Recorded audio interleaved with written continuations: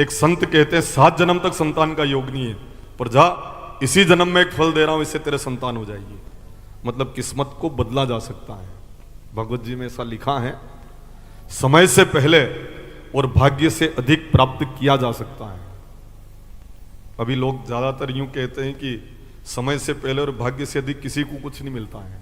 अब जहां भी जाओगे ना यही बात कहेंगे लोग, समय से पहले और भाग्य से अधिक नहीं मिलता है। अगर ये सत्य है तो फिर काम करने की क्या जरूरत है। वहां उड़ीसा में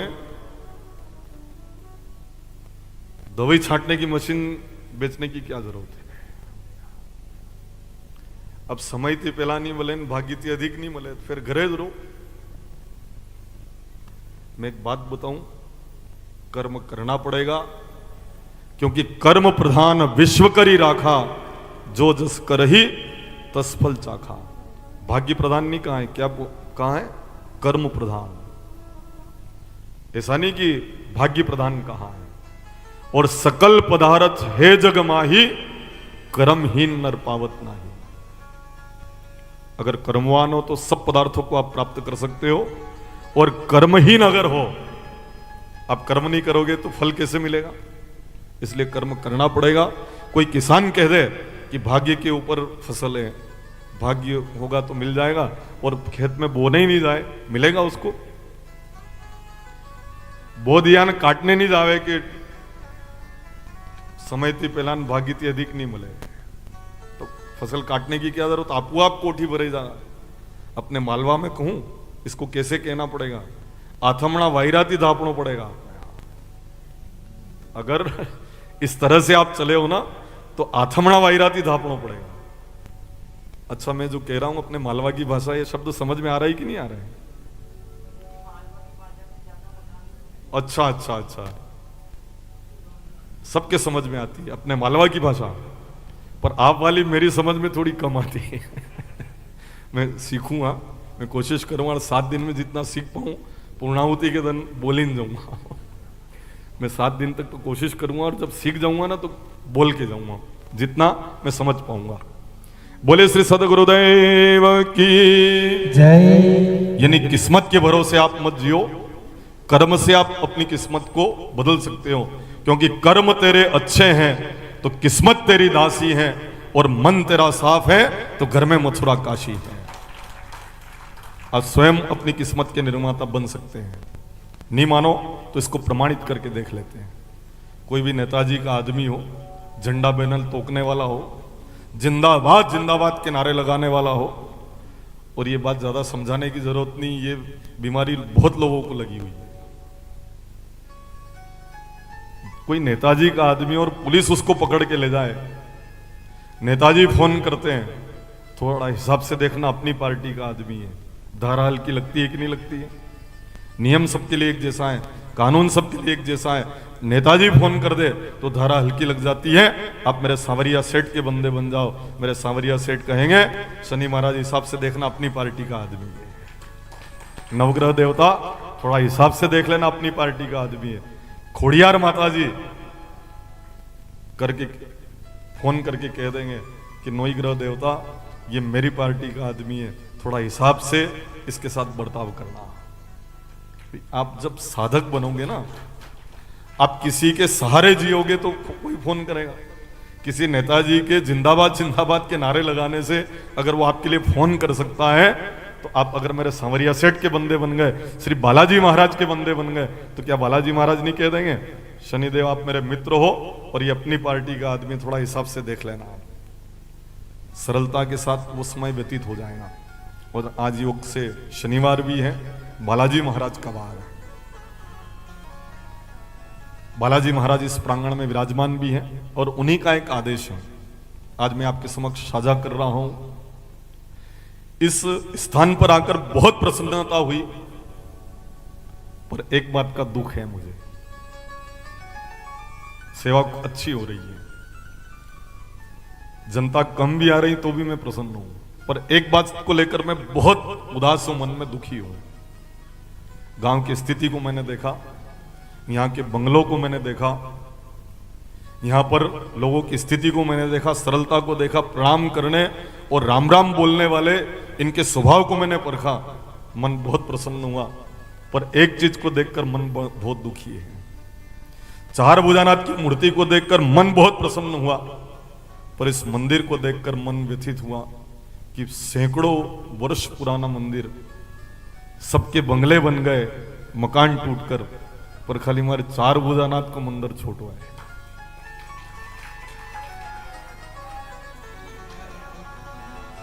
सबने बंगले बना लिए।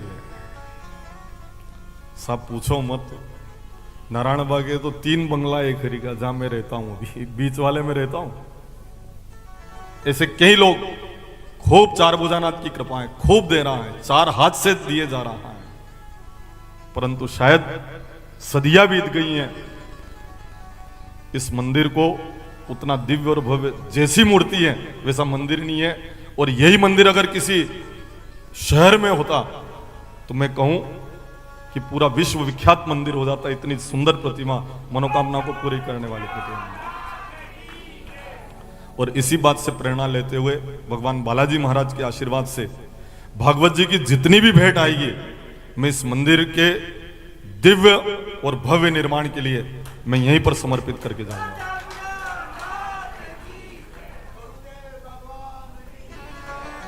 इतना दिव्य मंदिर बने, पत्थर से बने, बाहर से पत्थर लाकर इस मंदिर को ऐसा बनाए कि कोई भी दर्शन करने वाले लोग अन्य क्षेत्रों से जावे कि हम चारी धाम की यात्रा पे जा रहे हैं, तो उसमें एक ये भी लिख दिया जाए कि आलोरी शाम भी दर्शन करेगा ये लोग। ये तीर्थ के रूप में विकसित हो जाए, ऐसा दिव्य और भव्य मंदिर निर्माण होना चाहिए। ये मेरे मन का भाव है। अच्छा, होना चाहिए कि नहीं होना चाहिए मैं पहले पूछ लूं। खाली मैं अकेला बोल रहा हूं और आप सबके मन में अगर नहीं बात होए तो फिर तो कैसे बन पाएगा। अच्छा, अगर निर्माण होना चाहिए तो अपने हाथ ऊंचे करके आप समर्थन करें कि यहां मंदिर बनना चाहिए। सभी को मैं देख रहा हूं, ठीक है। स्मार्त की एकादशी आज है और वैष्णवी एकादशी कल है। स्रोत स्मार्त और वैष्णव, इसका भी भेद आज मैं खुलासा कर देता हूं। जो स्रोत स्मार्त होते हैं वो हम सब गृहस्थी लोग कहलाते हैं, और वैष्णव वो होते हैं जिनके भुजा के ऊपर जो छाप लगा दी जावे उनको वैष्णव कहा जाता है। 96% लोग स्मार्त, स्रोत स्मार्त हैं और 4% लोग वैष्णव हैं। वैष्णव विधि से जिसकी दीक्षा हो जाए और जिनके भुजाओं के ऊपर वो जो छाप लग जावे उसको वैष्णव कहा जाता है। बाकी हम सब गृहस्थी कौन है? स्रोत स्मार्त हैं। तो आज स्मार्त की एकादशी है, कल वैष्णवी एकादशी है। आज इस देवोत्थापनी एकादशी के दिन आप देव उठेंगे न, आप भी उठ जाओ। सदियों से सो रहे हैं ना, कितनी पीढ़ियां निकल गई। हमारे पुजारी जी बता रहे थे कि इनके 8वीं पीढ़ी यहां पर पूजन कर रही है। बता रहे थे कि 8वीं पीढ़ी यहां पर अभी पूजन कर रहे हैं। बीच में किसी के भी मन में ऐसी प्रेरणा नहीं है। मैंने कहा ना कि मैं आया नहीं हूं, मुझे बुलाया गया है। मैं आया नहीं हूं, मुझे यहां पर बालाजी महाराज के द्वारा बुलाया गया है कि बेटा तू आ और नाथ का मंदिर, 4 भुजा नाथ, उनका मंदिर दिव्य और भव्य निर्माण करने के लिए तू प्रेरित कर, तो शायद ये मंदिर दिव्य और भव्य बन जाए। कई गांवों में, छोटे छोटे गांवों में अभी जो स्थान निर्माण हो रहे हैं बहुत दिव्य और भव्य है। इतना प्राचीन मंदिर और इतनी श्रेष्ठ प्रतिमा मन की हर कामना पूरी कर दे। आपने तो देखा होगा, जिसने भी यहां पर जो मानता करी वो पूर्ण हो जाया करती है। इतनी दिव्यता और भव्यता है, तो फिर मंदिर दिव्य और भव्य क्यों नहीं? मैं आह्वान करता हूं, इसकी शुरुआत कोई व्यक्ति आज देवोत्थापनी एकादशी से प्रारंभ कर दे। मैं पहले ही घोषणा कर चुका हूं कि भागवत जी की जितनी भी राशि आएगी मैं समर्पित करके जाऊंगा इस मंदिर के लिए। अब कोई शुरुआत 4 भुजानाथ के हिसाब से कर दे, जय हो। ये मंदिर करीब करीब 2 करोड़ रुपए की लागत से बनेगा। अब पलस्तर नहीं करना है, वो रंग नहीं करना है, मंदिर बनाना है। कोई व्यक्ति 4 लाख से शुरू कर दे, 4 भुजानाथ की मूर्ति है ना, तो 4 लाख से इसकी शुरुआत कर दे, तो भले ही मैं आगे की घोषणा कितनी? लक्ष्मण लाल जी चारण आपकी तरफ से 4,01,000 रुपए घोषित होते हैं। आप करतल ध्वनि से सम्मान कर देंगे। वाह साहब, ये शुरुआत हो चुकी है। मेरी इच्छा थी कि 4 से शुरू हो जाए, तो 4 भुजानाथ का मंदिर है, ये दिव्य और भव्य निर्माण हो जाएगा। हमारे नारायण जी चारण बासाब आपकी तरफ से 5,01,000 रुपए की राशि समर्पित होती है। ये हो गए 9 लाख रुपए। अब तो खाली कम ही चाहिए, नहीं 2 करोड़ है तो 1,89,000 की ओर जरूरत है बस। यानी 1 करोड़ 89 लाख की ओर जरूरत है और मंदिर दिव्य और भव्य निर्माण होगा। सरकार भी देती है, धर्मस्थ विभाग की राशि लैप्स हो जाती है, तो उसके लिए भी हम आह्वान करें। करीब करीब 150 गांव का मंदिर है। कितने मुझे कोई बता रहे थे, पूरा नहीं पता है, पर आसपास के 150 गांव की आस्था का केंद्र मंदिर है। और जब इतने लोगों की आस्था है तो राजनीतिक लोग भी फिर इसमें जरूर रूप से मदद करेंगे। जब इतने लोग आस्था रखते हैं तो वो भी उसमें मदद करें और सरकार भी प्रदान करें। न अगर ऐसा भी हो जाए कि हमको नहीं लेना है, हम सब मिलकर ही हमारे प्राणनाथ 4 भुजानाथ का मंदिर दिव्य और भव्य निर्माण करेंगे, तो बोले अपन भी कर सकते हैं। मैं तो पत्र पुष्प समर्पित कर सकता हूं, भागवत जी की राशि समर्पण कर रहा हूं। आप लोगों से अपेक्षा रखता हूं ये नाम लिखना आप हो, और जो राशि आप बोल रहे हो ये राशि आपको 6 महीने के अंदर अंदर जमा करवाना है।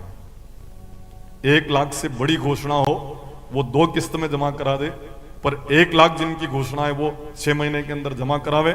6 महीने में अगर जमा नहीं करावे तो उसके बाद उसको 2 रुपये आंकड़ा थी जोड़ी आज तारीख थी पैसा देना पड़ेगा। भैया यहाँ कोई उगाई करने जावे ने कल से ही कोई चला जाए, तो अभी ये फसल आपने जो बोई है, ये फसल जैसे ही आवे और आप राशि जमा करा देंगे, तब तक की उधार है 4 भुजानाथ के यहाँ। आप नहीं देना हो उड़ीसा में न उधार करी ना हो, बस उसी तरह से यहाँ पर भी ये 6 महीना की उधार है।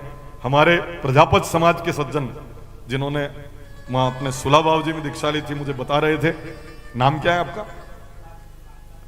कैलाश चंद्र जी प्रजापत, आपकी तरफ से भी 1,01,000 रुपए की राशि समर्पित होती है। करतल ध्वनि से आप सम्मान कर देंगे।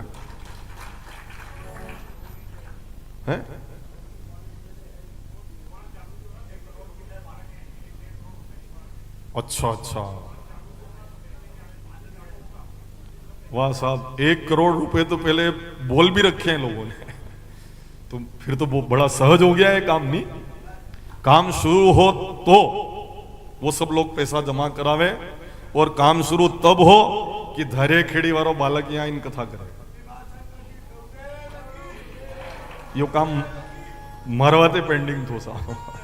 अब पैसा भी है, करोड़ रुपए अगर देने वाले भी हैं, पर ये मंदिर कब बने कि जब धैर्य खेड़ी से वो बालक आकर भागवत जी की कथा का आह्वान करें, उसके बाद 4 भुजानाथ का मंदिर दिव्य और भव्य बने।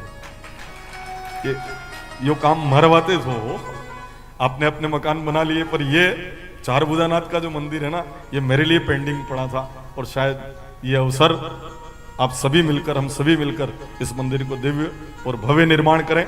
इसी के साथ आइए, भागवत जी महात्म्य हमने सुना है,